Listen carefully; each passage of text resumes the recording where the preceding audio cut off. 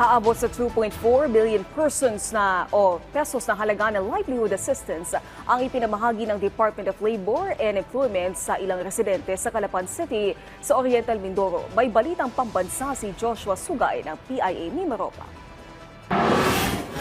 Iba't ibang negosyo ang ipinagkaloob ng Department of Labor and Employment ni Mimaropa sa 82 benepisyaryo mula sa lungsod ng Calapan nitong Disyembre. Umabot sa 2,427,000 pesos ang halaga ng kabuhayan o negosyo na ipinagkaloob ng ahensya. Na isa katuparan ng gawain sa pamamagitan ng DOLE Integrated Livelihood Program, isang programa ng ahensya na nagkakaloob ng kabuhayan sa mga kwalipikadong benepisyaryo.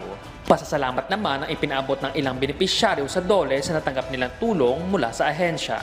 Hiling naman ng mga namumuno ng DOLE na higit pagsikapan na gawing progresibo at matagumpay ang kanilang mga negosyong napili, nang sa gayon ay makatulong ito sa kanilang mga pang-araw-araw na pamumuhay. Inaasahan na sa pamamagitan ng mga ipinagkaloob na kagamitan, higit na uunlad ang kabuhayan ng mga ito, na makatutulong naman sa pang-araw-araw na pamumuhay ng mga benepisyaryo.